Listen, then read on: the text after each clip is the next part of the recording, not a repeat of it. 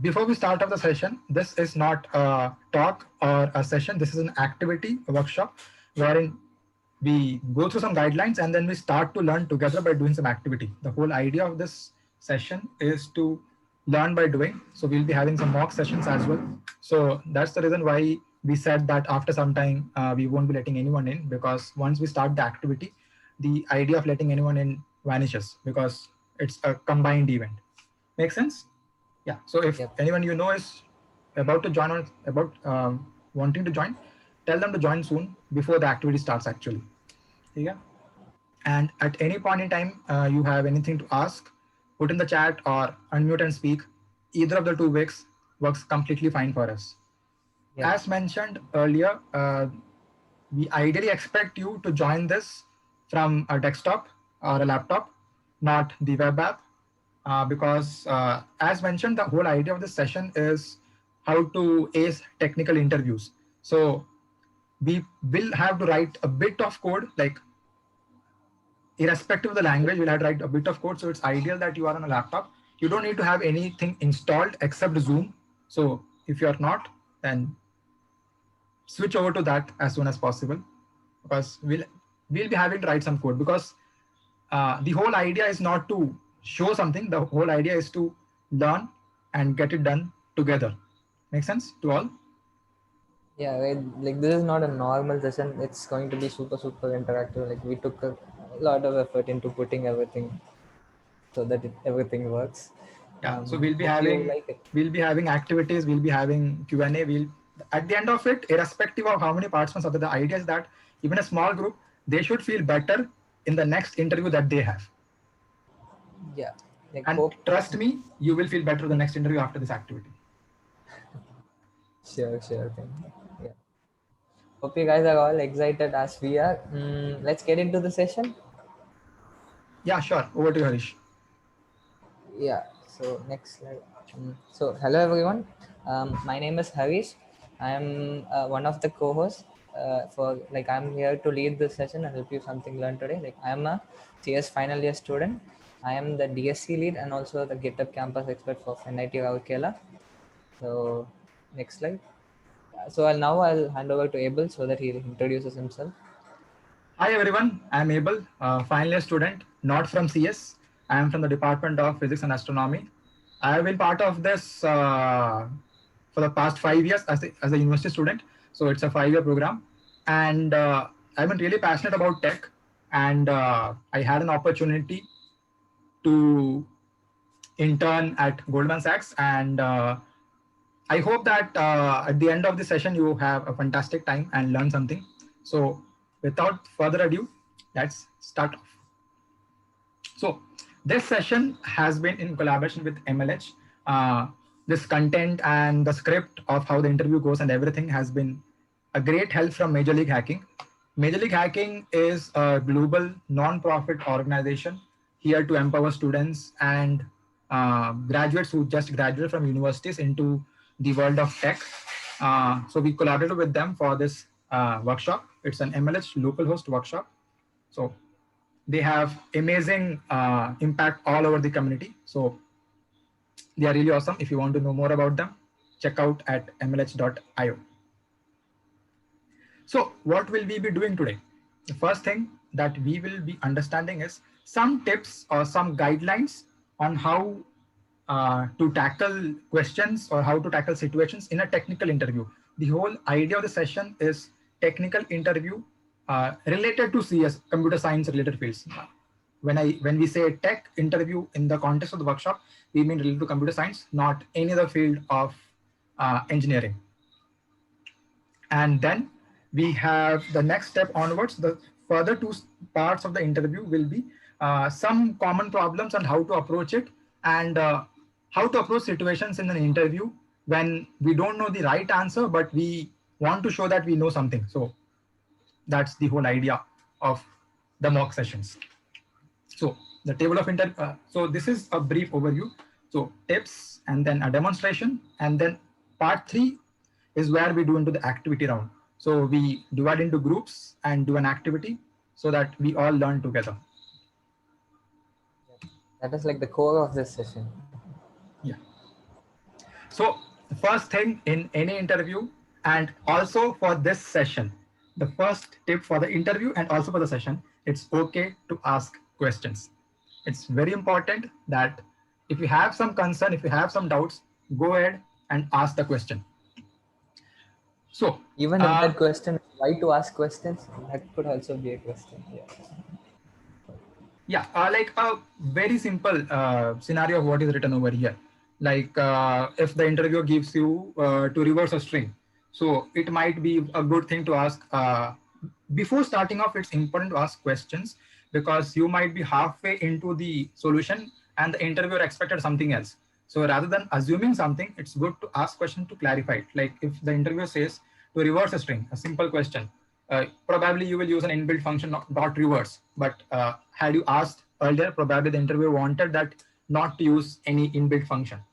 Or maybe you did using your own logic and the interviewer just expected you to use a library. So what the interviewer expects is something which you can know only by asking questions. And same over here as well. If you have any questions, anything that you think we are not saying up to the mark or something that you expect not to be right, ask questions, stop us in between. And that's the right way to do it. Second, plan your answers before coding or whiteboarding. Whiteboarding is or no, writing in notebook is something that usually happens in interview because we rarely have a coding environment where we code. So we usually do it on a whiteboard or on a pen and paper, depending on how the interview scenario is. So try to plan it. The moment you get a question, the moment, okay, first clarifying, we are talking about the technical interview questions. We are not talking about the OT questions or anything else. Once again, reminding, we are talking about the technical interview questions that come, not about the questions that come in the OT or GT anywhere else. So the first important thing that before you start coding in front of the interviewer is plan how you want to do it. Like how many segments you want in the code. Are you going to divide into functions? How are you going to do it? Plan it. And once you have a proper plan, the advantage of this is that even though some components don't work, the interviewer at least knows that what it is supposed to do. Even if it does not give the expected output, the interviewer knows that that is what he's aspiring to do. And there are instances when you are getting stuck, and if the interviewer knows what the plan is, he can even help you. And it's totally okay to get stuck. And if the interviewer tries to help you, it's totally okay. It's totally okay. Start coding or whiteboarding and talk to the parts where you're stuck. This is the part that I mentioned in the previous slide a moment as well. It's okay to, when you code, remember that the interviewer wants to know why you're doing it that way. The interviewer does not want to know the input and the output. It's not an online test. They want to know why you do it that way. They want to know your mindset. How did you come to a solution there? So it's important that you talk. You write a line. Why did you do that? Tell that I did this because this is supposed to do this. And that is important. And this also helps to make sure that even if you're stuck at some way, halfway or anywhere, the interviewer can help you out. So get interactive. Make sense? So, and once you have the basic chunk of code ready, you have it basic workable, and then you can move on and trying to figure out, will the code work for the edge cases or will it scale? First, try to get the bare bones ready for the code. Plan, divide into components and get it done. And that is what is meant by refactor. Refactor means to make the code a bit more scalable, remove redundancies. So that is what the basic idea of refactor is. So you have a basic satisfaction from the code that you have written. And once that is done, look at places where you can optimize. In an interview, it is not expected that you always write the most optimal solution. Even if you write something, and even if you're not able to optimize, but you think that it can be optimized, you have a vision, you have an understanding that it can be optimized, say it. Even if you're not able to code it, say this can be done. This can be done using this, even if you're not able to do it. Whatever you know, speak it out, but don't speak out something that is wrong. If you're stuck, then tell me that it is supposed to do like this, but it's not working that way. So, but don't stay mute during the entire process of the technical interview. A usual technical interview in many companies happens in multiple rounds. So each batch will probably give you 1 or 2 questions. So you're supposed to code it. They give you 15, 20 minutes. The time is for them to see how good you are in explaining yourself why you did that code, not the end result of the code. Once it is finished, thoroughly explain the entire answer. Although you have been explaining, the finishing part where you explain why you did this is the part where you actually pitch in. Like it is like pitching in your entire 15 minutes of work into the to the interviewer in a easy to and explainable way. The journey that you had from t=0 to the end of the interview, wherein you started with a bit of messy code probably and then you cleaned it up. That is what the interviewer is looking for, and that is what makes any software developer a problem solver. Writing the code is not the first thing that a corporate looks like. It's about solving a problem, thinking of innovative ways, thinking of algorithms the right way.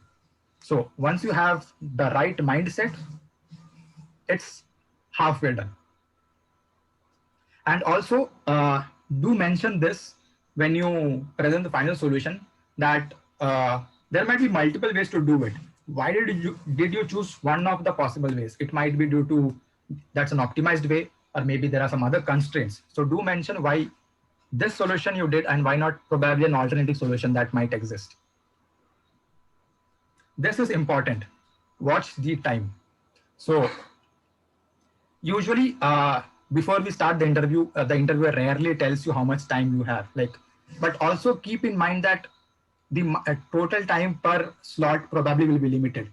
So one of the ways to find how much time it is usually taking is to see or ask how much time it took for the previous participants who went to the interview, or else take an average estimate and plan accordingly. Do not spend the entire time in planning, or do not spend the entire time in just trying to optimize it. The most important part is to get the bare bones code ready, which is where you should focus the most on. Plan for the first few minutes and then get the code up and running. Even if you are able to do just the first two, that's fine. But do not try to skip two for the remaining two steps. The second step is the most important step. Just remember this in mind. So, recapping, for summarizing: first, it's okay to ask questions. Second, plan well before you start coding or answering. Have a mindset. Okay. And the third is talk to the parts. So it's important that you talk to the interviewer, and so that the interviewer A is able to help you when you're stuck, and B understands why you're coding it that way. And fourth, it's important to refactor or optimize the code.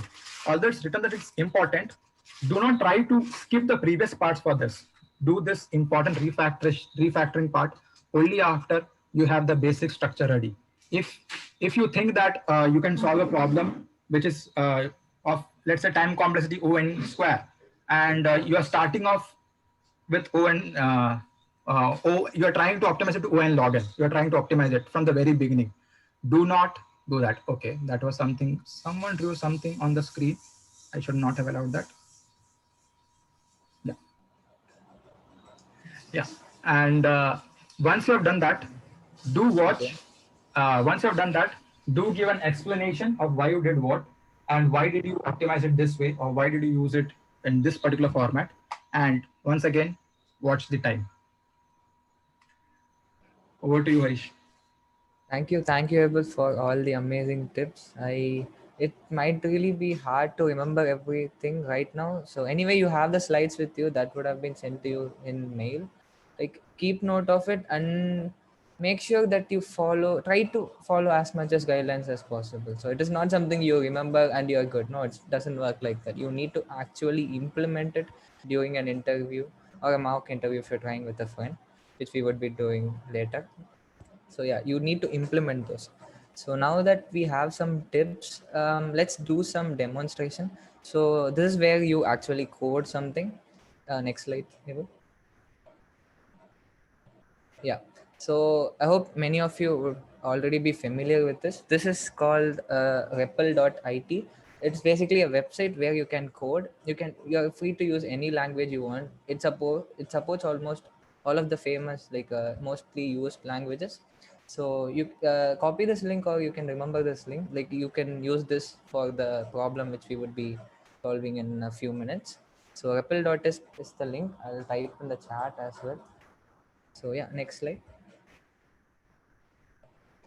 So yeah, the important thing is you don't need to sign up. You don't need to have an account. Nothing is required. You just go to that website and you just select your preferred language, and you can start typing it. So as you can see in the GIF, the window will be something like this: the code on the left and the terminal on the right. It would be good if everyone is following along. Can you all open the link in the browser?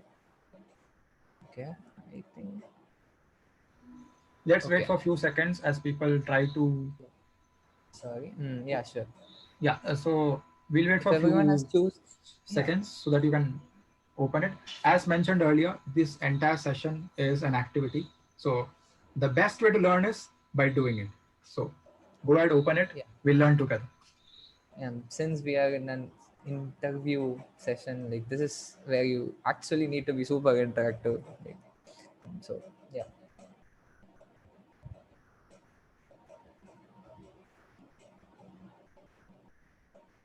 If you are in the REPL editor, I can you please come to the chats and send us a yes so that we know that you're here.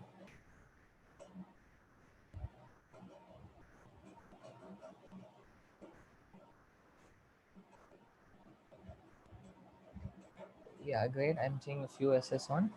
Able next slide. Okay, I'll just this is really intuitive to use. Anyway, I'll still be telling how to use it. So in the left, you see the editor. So basically, you type something, and you can see the run button on the top. So once after you that will basically compile your code, and you will be seeing the output on the right side. So that is pretty much it. Um, okay, next slide. Does anyone have any questions or any queries until this point? Yeah. Because we'll probably stop them. We'll probably block the entry for new participants so that we can have the activity going well. If anyone has any questions, do ask now. We'll move on. Even if you want to invite someone, this is your time. This is the last, and the window closes after that. Okay, I assume no one has any questions about Replit because Replit is kind of really easy to use. So over to you, Harish. Yeah, next slide, please. Okay, and also, yeah, okay. So this is how it works. So if, you can use anything like usually in Python, like the example of Python code is depicted here. As you can see in the GIF, there is a function called multiply by 5, and after that, they are calling the multiply by 5 to actually run the function. So that is pretty much basic. If you're using C++ or something, you could follow the standard convention as in declaring main and calling it. So that is also cool. Next slide. And over here, and probably in almost all interviews as well, there is usually no restriction in the coding language. What they want to know is the algorithm. So you can use any coding language that you are good at. Yeah, exactly. Like nobody has any preference, or like it's just the way you code. It's not what you use to code. Next slide, please. And also, one of the coolest thing about REPL is you can share your solution. Like if there is a share button on the top, once you click that, you will get an unique URL. So using that, anybody would be able to see your code, like what you have done in the editor. So that is something we'll be really using today. Yeah, next slide. Yeah, so now that we have got acquainted with REPL, let's try to solve a problem. Okay, this is a very famous problem. It's called FizzBuzz. Many of you would already be familiar. If you haven't, okay, this is going to be a good treat for you. So I'll just read out what the problem statement is. It's very simple. So FizzBuzz, in the FizzBuzz practice problem, you need a function which takes a single input, a number, and it prints out one through the number. So if I give a number, say n, that n is for example 10, you need to print out something from 1 to n, as you can see on the right. So if the number being printed is divisible by 3, you print fizz, and if the number is divisible by 5, you print buzz, and if the number is divisible by both 3 and 5, you print fizzbuzz. So yeah, that is pretty much the problem statement. So as you can see on the right, so 1, 2 are all not divisible by, neither divisible by 3 nor 5, but 3 is divisible by 3, so it is printing fizz, and 5 is divisible by 5, so it's buzz. And as you can see on the bottom, 15 is divisible by both 3 and 5, so you need to print fizz buzz. Um, if you're not familiar with this question, you can take a screenshot of the problem statement because we'll be switching the slide. and If you're remember, and and yep. also not and also not just here. In any interview that you give, the interviewer will give you the question in word. Write it down. It's important because it's possible that halfway through the writing the code, you in your mind you have changed the question itself. So always have the question that was initially given in a format that you can refer to back. So always have that. Please remember this. It's important that over here, it's that's why it's written pro tip, take a photo, because you should have an habit that the moment you get a question in an interview, have it in writing or a photo of it so that you can later have it to be referred back when you are trying to refactor or modify the code. Else there is nothing to refer back to. Yeah, like if you get the question itself wrong, probably even if you come up with the right solution, then you would have come up with the right solution to the wrong question. So that is not something which we want to. So make sure that you get the right question. Yeah. So To put in I Hindi, hope it's that, like जो put in Hindi, it's like जो पूछा गया है वो करना है, जो आता है वो नहीं करना है. Just because you know yeah, something, don't do it. Do what is asked. yeah.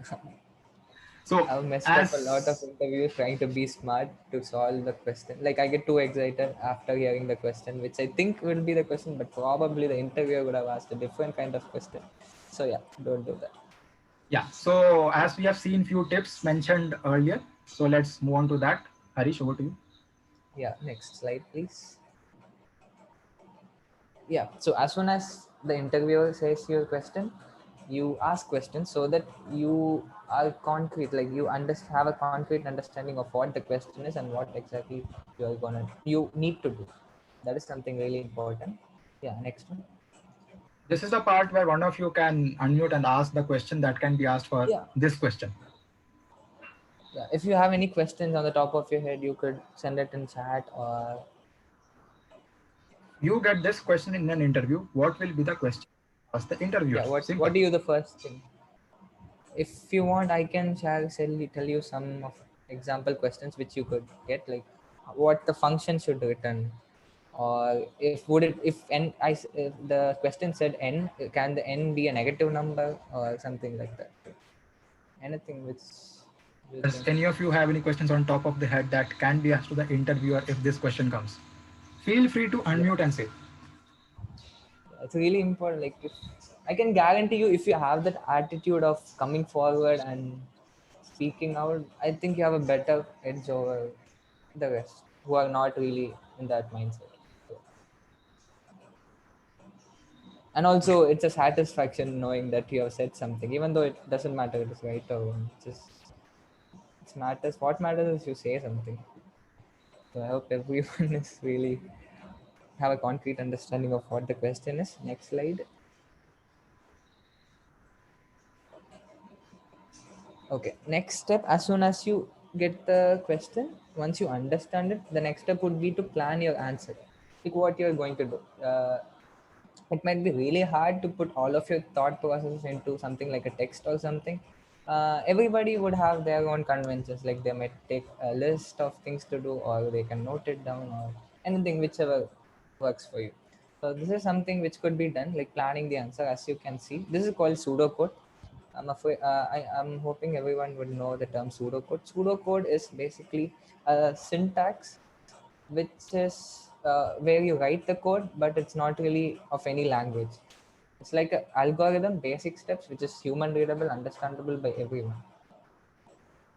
So yeah, though here you can see, so he has written like sample planning statements, like function should take one parameter, and the logic would be something like, then if the number is divisible by 3, you print fizz. If the number is divisible by 5, you print buzz.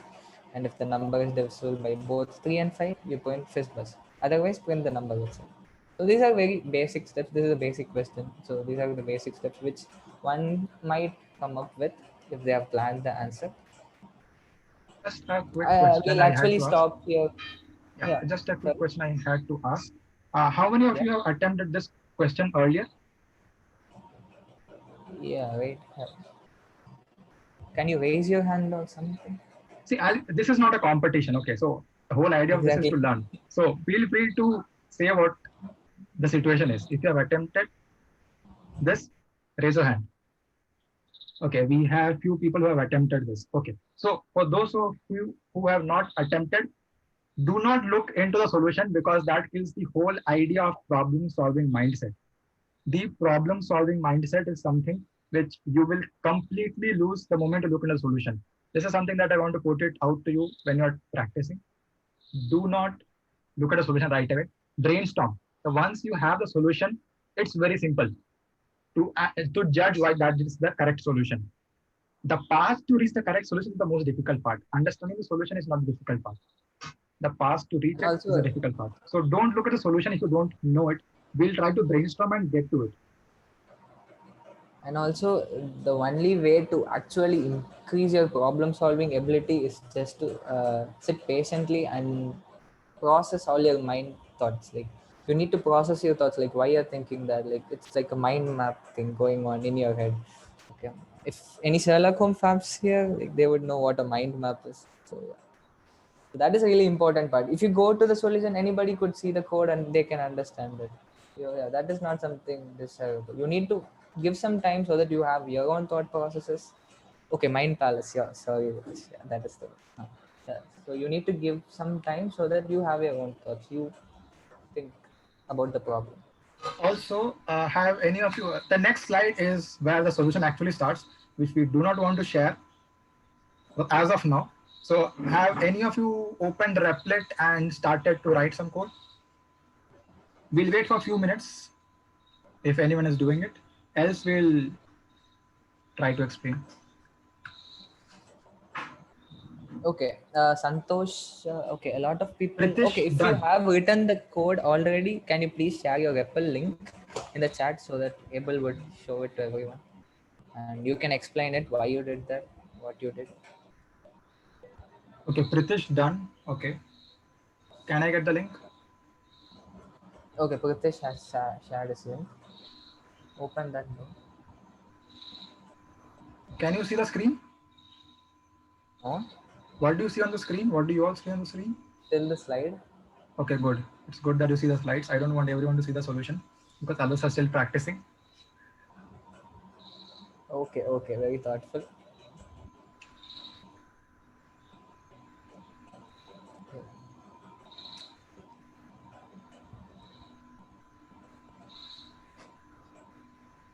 Okay, we have another link as well.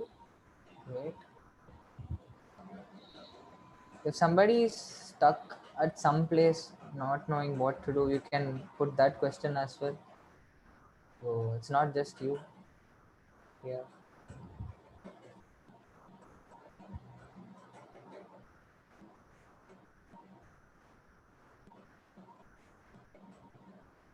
Those of you are practicing, do not open the Replit links of others so that, as mentioned, you will lose the problem solving ability that you have. Want me to start Yeah. directly looking at the solutions?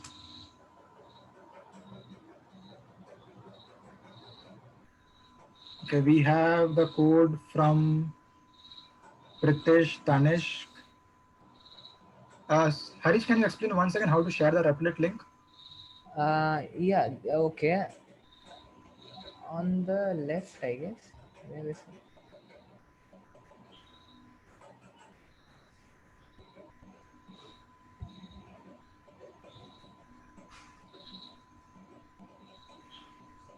Just copy the above URL.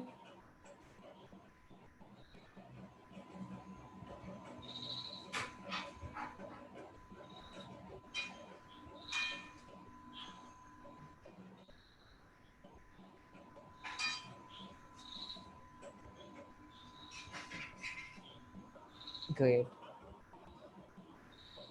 Okay, we have a solution from C++, Python, and Java. Awesome. Oh, Java code. Okay, I want to see that.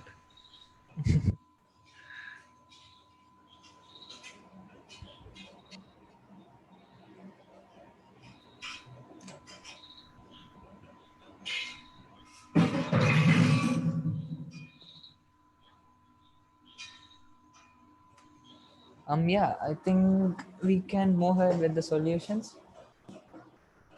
We have given a couple minutes for them. Yeah, Abel, next one. Well, first, do you want to share, open one of their solutions before we show our solution? We'll do that for the practice session, the activity. Okay. We'll do Okay. that for the end activity. Yeah. So why exactly did they share their solution? Because that's the right answers. I want to show you why that is the right answer, like the journey of that. We can show it at the end of this explanation. Okay, great. So yeah, so this is the solution. It's written in Python, but the language doesn't matter as explained. So this is a very basic solution. I'll just walk you through it. So there is this function called fizzbuzz. It takes one input num, and we run a for loop from one to num, and we check every time if x is divisible by 3, you print fizz, else if x is divisible by 5, you print buzz, else if x is divisible by both 3 and 5, you print fizz buzz, else you print x, the number itself basically.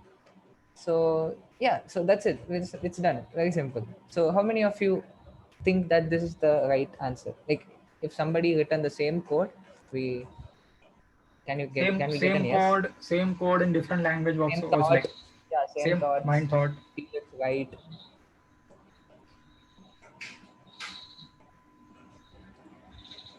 Wrong. Okay.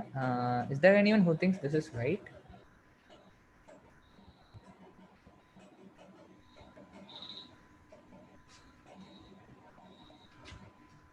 So, okay. No one thinks this is the right. Not one? Okay, great. Yeah. And yes, this is not the right solution. This won't work. Emil, where are we? Yeah, play that. Okay, let's see why this won't work. I hope everyone can see the small video. Yes, Shavi, you are right. This won't work because the condition first checks for the divisibility of 3 and it prints fizz if it's divisible by 3. So, for example, when you get to a number, say 15, which is divisible by both 3 and 5, you should ideally print fizz buzz because it's divisible by both 3 and 5. But according to this code, it would check divisibility of 3 and it would just print fizz. So, that is not the expected output. So the control flow matters.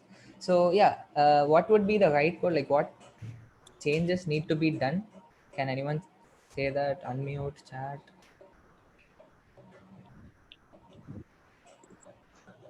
I have few people who said that we should change the third condition to the first condition. Oh, okay. Okay.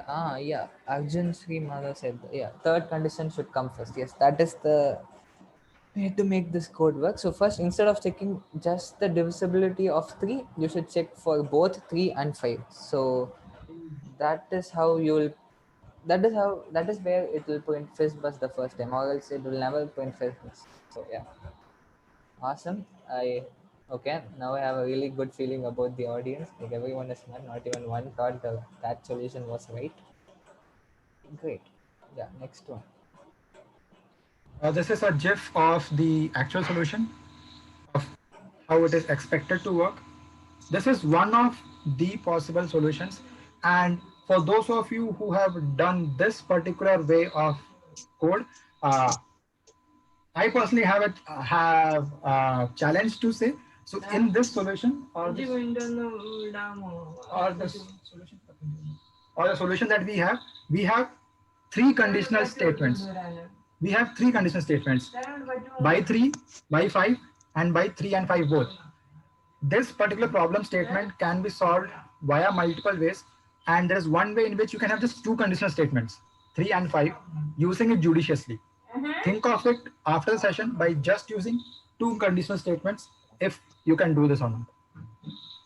And I Yeah, if promise you it's someone has a possible. better code than this, we would take that up. Yeah, able by okay. And let me tell you, it is possible using two conditional statements, just 3 and 5. without using a 3 and 5 wala option, without using ternary, with just 2 if statements, it's possible. Don't look at the solution online. That will kill your entire mindset once again. It's not about the solution, it's about the path you use to reach to the solution. Okay, ternary operator is the question mark operator. Instead of a if and else, you can use a ternary operator where you check for the condition. If it's truthy, you do something. If it's falsy, you do something. It's just a shortcut in which is accepted by all the languages. Google ternary operator, you will get to know about it. Yeah, so anyway, I don't think we need to explain this because everyone is already acquainted with it, but still, yes, yeah, let us just quickly go through the slides. So line 1 defines a function with a single parameter. Next. Line 3 creates a loop that will iterate from 1 through the number passed through the function. Yes, basically the loop runs from 1 to n. So the line 4 checks whether the number is divisible by both 3 and 5, which is really important, or else thus if it had been the previous solution, this condition would have never been satisfied. So yeah, next. So if it's not divisible by both, we check for either 3 and next, and or else we check for 5. And if all these condition fails, we just print the number, which is line 11. Yeah, bro. Next. Yeah, next. Yep. So that is pretty much. So yeah. As mentioned, I mentioned to you that this possible code can be refactored. So the first, so if even if I had told you that this code can be done using 2 ifs, do not start by thinking to do it in 2 ifs. First, try to get a general solution, then try to optimize it. So the part that I mentioned about doing it in 2 ifs or 2 conditional statements, not specifically 2 ifs, 2 conditional statements, if else or something else, is the part where refactoring is, which is something which you have to do only once again. I'm mentioning only after the main code is working. So this is the part. Yeah, go ahead, Harish. Yeah, sorry. Like you, like sometimes you can easily get obsessed with writing the optimal code, and you can, like you will be trying to write an optimal code, and like when you take a look at it, it will be all messy. And the more important thing is that code wouldn't even work. So as mentioned by Abel, it is really super important that you start from the naive or basic approach, like whichever you believe that whichever everyone thinks would work first, and work your way towards the optimized one, if there is one which exists. Yeah, the interviewer doesn't really expect you to write the optimized code as soon as you say the question. It's not just that you see the question, you write the optimized code, tada, you got the job. No, it doesn't work like that. Even if you already know the question, some interviewer actually want you to work your way from the simple solution to the optimized one. So that process, that working your way is very important part. So that is the real thing which actually helps the interviewer to understand what you think and how your flow goes. Yeah, next. Yep. Over to you, Abel. So this is the part where we divide into groups and we practice. So in this activity, we will learn how the mindset of the interviewer works, what is expected of the interviewee. We learn it all in one activity, and I promise you it's going to be fun. So let us understand how the flow will work. We will be dividing you into groups of 2. Each group will have 2 persons. Make sense? We as presenters will be in the main room. We are going to use Zoom breakout rooms. A list of rooms will come to you on the screen within few minutes after the slide ends. So we as presenters, Harish and I, will be in the main room, and you all will be divided into groups of 2 and be going into each rooms, individual breakout rooms. There are 3 problems that are there in this particular workshop, and we have for each of the 3 problems interviewer script. You don't need to know. So in the group of 2, one of the person will be the interviewer, one will be the interviewee. So you will be randomly allotted into groups, and one of you has to be the interviewer, one of you has to be the interviewee. Okay? For the interviewer, a script will be given. which is to be followed. That is to help in making sure that you know the solution to the problem that is there, and also you know what are the possible questions you can ask the interviewee and how to judge and everything. And this is basically how any interview actually judges as well. So there are 3 questions. A group has to choose 2 questions. Okay? So the total time for the breakout room is going to be 35 minutes. It is 30 minutes plus 5 minutes for wrapping up. So in the 30 minutes, we divide into 15 minutes each. For the first 15 minutes, one person is the interviewer, one is the interviewee. For the second 15 minutes, you flip sides, take a different question, and do the activity once again. This is to make sure that everyone understands how the interviewer thinks, what the mindset is, and everyone understands what's the expected way, because we have the interviewer having the script. So each group has to pick 2 questions, one for each of the 15 minutes each. Okay, 3 questions link will be provided. You can choose any of the 2 questions. Since it's the whole purpose of this is to learn, you can directly look at the solution in the interviewer script, but that defines this workshop null and void. If you want to learn, try to stick to being standard. Yeah, play nice. Yeah. So anyone have any questions or anything?